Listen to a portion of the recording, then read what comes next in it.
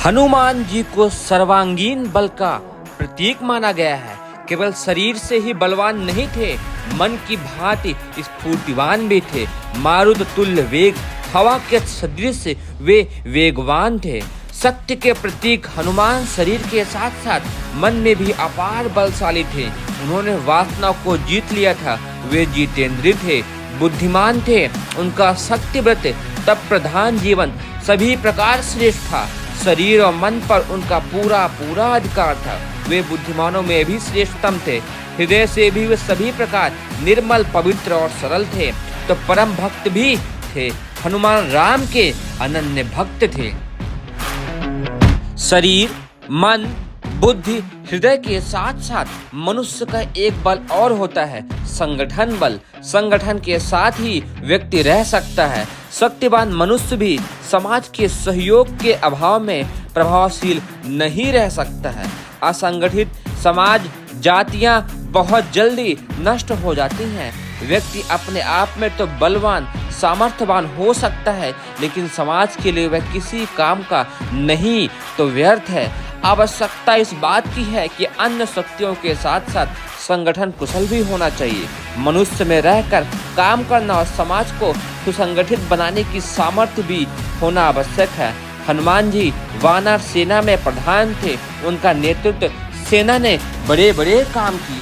शारीरिक, मानसिक एवं संगठन संबंधी शक्तियों का क्या उद्देश्य है? ऐसा क्यों आवश्यक है?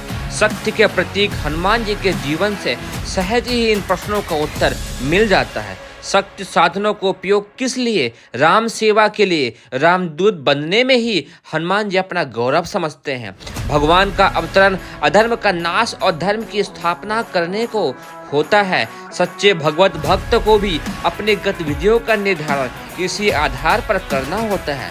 राम सेवा का तात्पर्य है आसुरी शक्तियों का उन्मूलन। रावण की तरह समाज को दलित करने वाले तत्वों के खिलाफ संघर्ष करके समाज को सभी भांति सुरक्षित, स्वतंत्र, सुखी बनाने की राम सेवा में लग जाना शक्ति का सर्वोत्तम उपयोग है। हनुमान जी अपने तन, मन, संगठन सभी शक्तियों के साथ राम सेवा के पुनीत उद्देश्य में लग गए थे।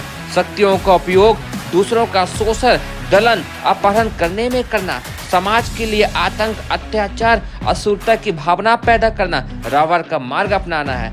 शक्ति तो हनुमान की तरह राम के पीछे चलकर ही पुण्य हो पाती है। किसी सच्चे बलवान का बल समाज की निर्बलता की कमी की पूर्ति करने के लिए होना चाहिए, न कि समाज को और भी निर्बल सिद्ध करने के लिए।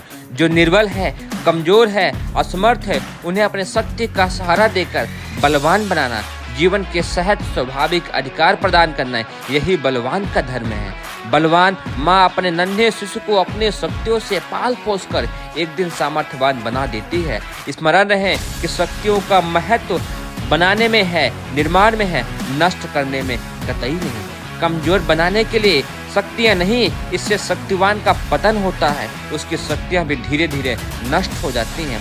शक्ति का धनात्मक उपयोग शक्तियों को बढ़ाता है और शक्तिशाली का तेज सामर्थ्य प्रदान करता है।